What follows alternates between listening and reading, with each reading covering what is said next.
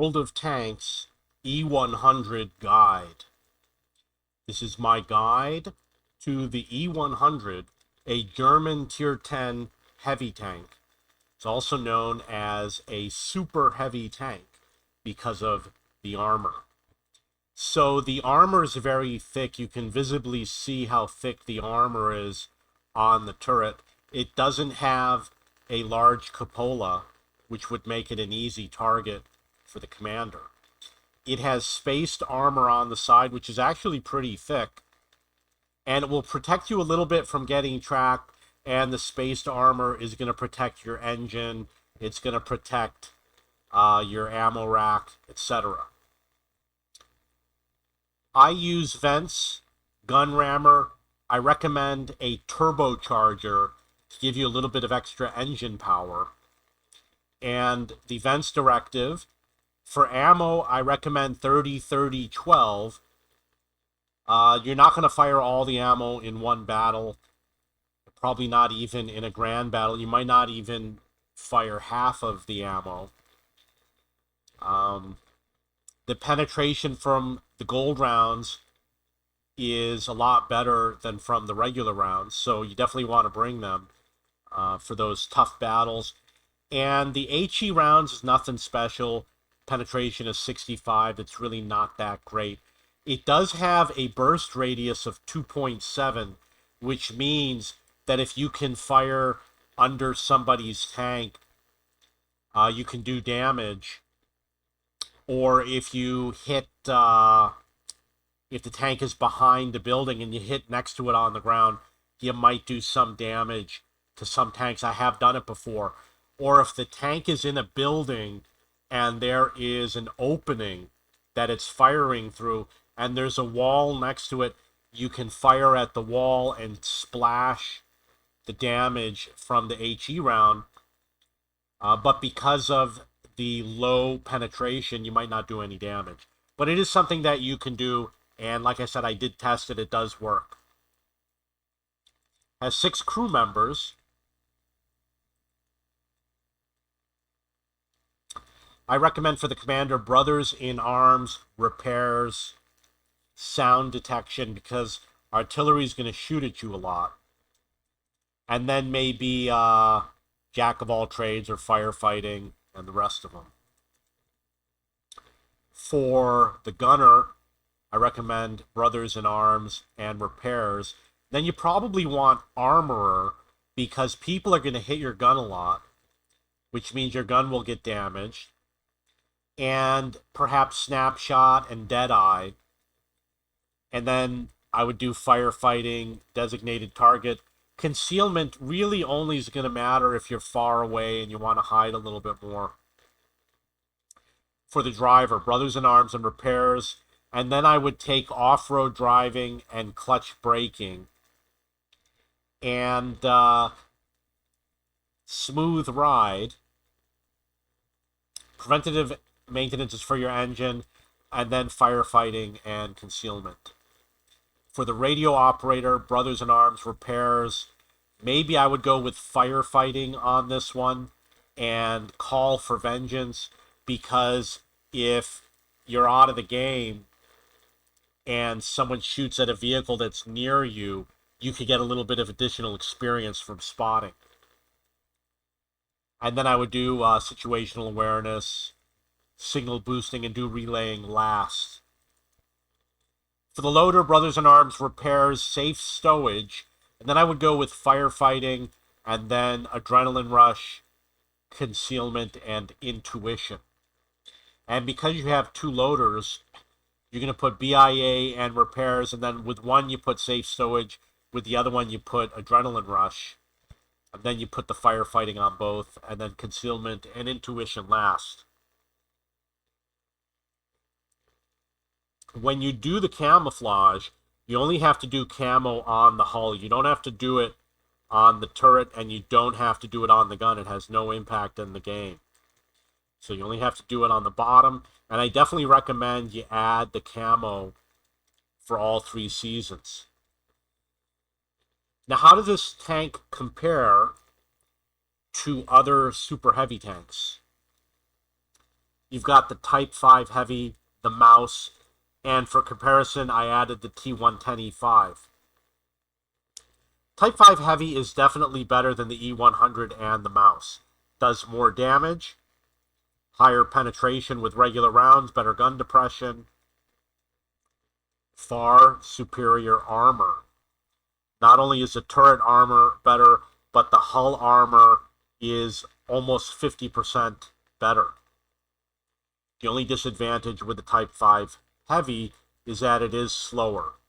The E100 compared to the Mouse, they're about the same. Really don't have that much different. Although the Mouse does have better armor on the side armor and of course the rear armor. So the E100 is a good tank. I'm going to look at the tech tree.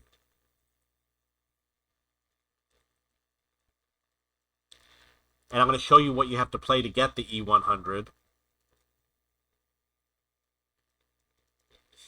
You have the VK series, the Tiger 1, the Tiger 2, the E75, and then the E100. So the VK, it's a decent tank, and Tigers are decent tanks. And I'm sure the E75 is a decent tank. But there's nothing about these tanks that makes them really exciting to play. There's nothing really special about these tanks. But the E100 definitely is. It took me a long time to get it. Probably took me like 8 or 9 years to get the E100. And I definitely recommend it. The mouse line is a little bit different because some of these tanks like the VK and the Maushin actually are fun to play. And you have two branches, which happens to be a really good branch. The Tier 10 over here is a really good branch. The E100 is on its own branch. So it's not going to be fun getting up to the E100 compared to all the other tank tree lines that you could play. In addition, there's 3 lines of heavy tanks. You're going to have an issue with the crew. You might end up with 3 heavy tank crews. And in terms of premium tanks, you go to Germany, go to heavy tank, and then premium. These are the ones that I have. This is going to be a little bit similar. It's called the Mauerbrecher. I like playing this tank. It's not an overpowered vehicle, but the armor is really good. It's good for frontline when you want to get on the cap. So you'll be able to use these. This is a really good tank. You'll be able to use these vehicles to level up your crew for the E100.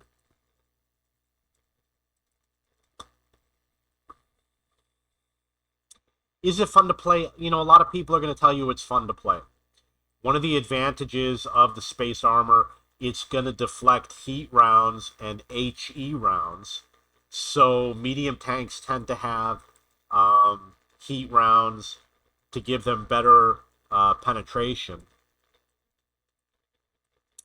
And the track is actually pretty durable. You can track the vehicle, but it's going to be a little bit more difficult.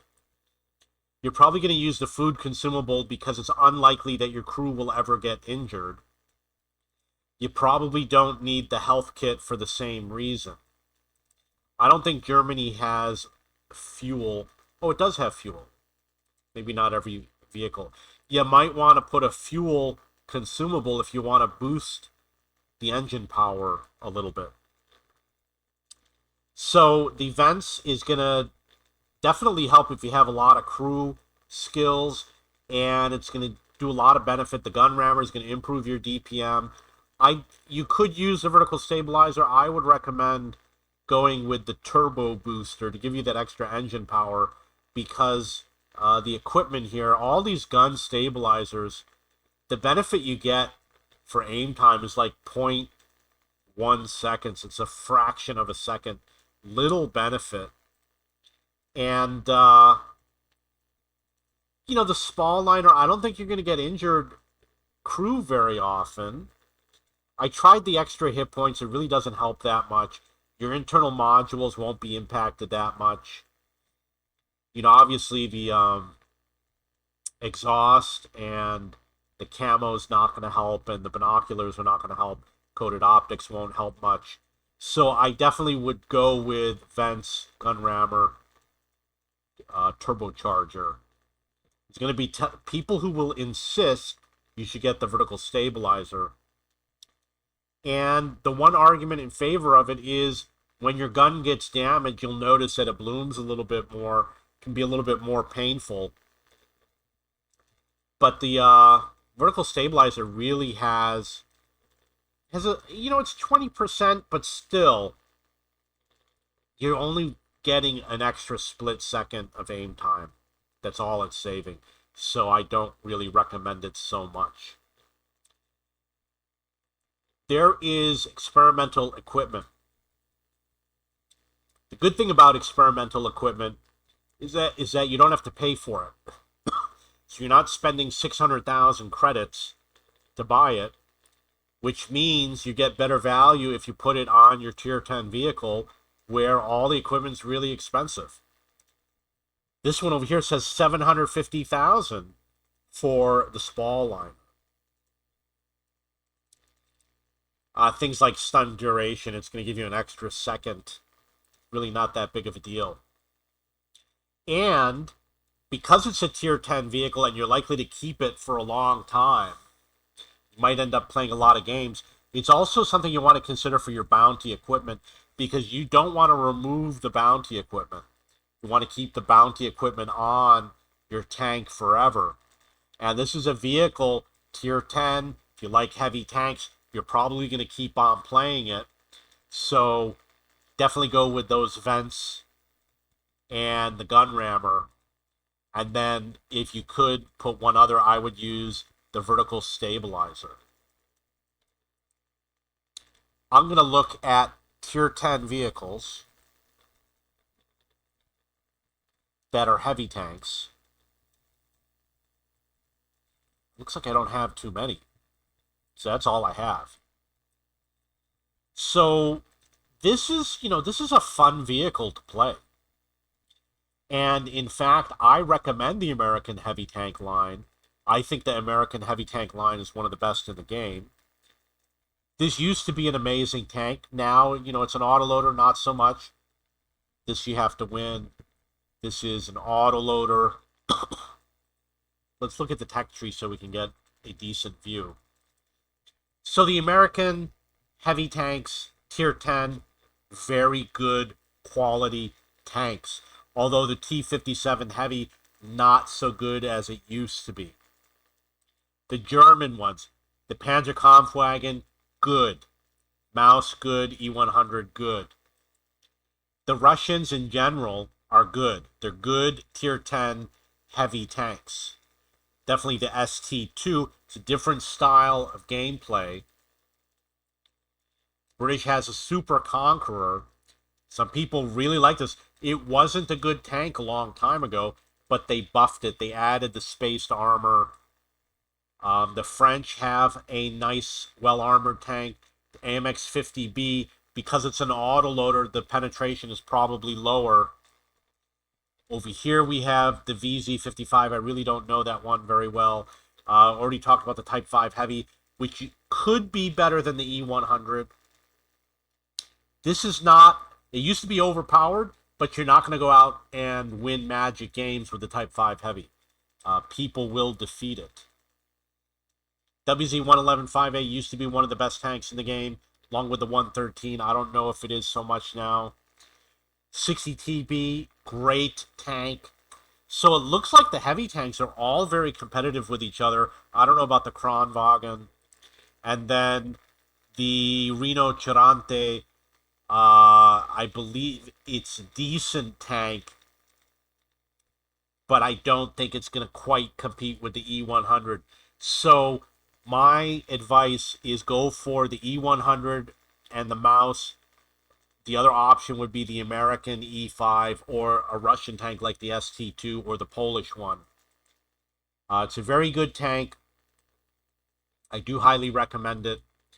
The turret turns slowly, which is why that turbocharger is going to help out, and the rotational mechanism, which is right over here, is going to help out because it helps with the turret rotation, I believe. Turret traverse speed. And also the fuel, I'm not sure if the fuel or the oil does. Okay, so that's it. If you had a choice between this and the mouse, I guess I would go with the mouse. It's definitely a good tank. You're going to enjoy playing it. I don't know. It used to be one of the top vehicles for Clan Wars. Clan Wars used to be filled with E100s. I don't think it is so much anymore. Okay, so that is my guide to the E100. If you have any questions or comments, please post below. Actually, let's look at the field equipment. Over here, you've got hull traverse, maintaining speed, suspension durability. I would definitely go with suspension durability. Over here, you got aiming speed and the circle size. There's an advantage to the circle size. You got to wait a little bit longer, but you get a smaller circle, which is more accurate. Big benefit to that, especially over long distance. View range versus stun duration. I would go with the view range. I don't care about stun duration. Definitely you want to get these, and definitely you want to get that. I would go probably with the firepower. Make sure you have the equipment to match, because if you can pick something for the turbocharger, you might want to pick the one for the turbocharger. Hull traverse, top forward speed, I would probably take that, because the other options, you're well armored, you're already defended from that. Turret traverse speed versus internal module durability. I would say this is a difficult one because of the repair speed, but I would say go for the turret traverse speed. You have offensive and defensive. Repair is defensive and maintenance, and hull traverse is offensive. I'm a performance-oriented person. I want the performance to win the game. I'm not so concerned about the damage I take.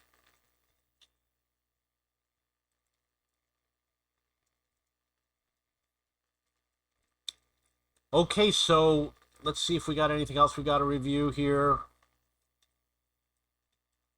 Oh, there is a second gun, which is right there. The second gun does a lot more damage, and it has higher penetration with the gold rounds. Substantially high, an additional 20, which means you'll be able to penetrate almost every tank in the game with the gold rounds. With the regular rounds, you're going to basically penetrate all of the tier 9 tanks and below. We're talking about the turret. So definitely go with that, with the gold rounds. And you won't need the aiming device, because the gold rounds are going to penetrate even if you aim poorly. You're going to have to wait a little bit longer to load. A lot longer. It's one of the things I have not researched yet, but when I get it, I'm definitely going to use it. That's what happens when you see an E100 and you get blasted with 750 damage. It's because they're using that gun. I probably got mine through blueprints. So I'm going to go real quick. We're going to look at the blueprints. Germany is over here. I got 45. Go to Germany, go to E100. You see over here, I don't know if it's 12 or if it's 16, but you get all these blueprints, and then you get the vehicle. It's possible I didn't even play the E75. I just don't even remember. Okay, so that's the E100. If you have any questions or comments, please post below. And I would like to say that the SPG E100 is name only. It's not a super heavy SPG. But the Jag Panzer E100 is a super heavy tank destroyer. you have any questions or comments, please post below.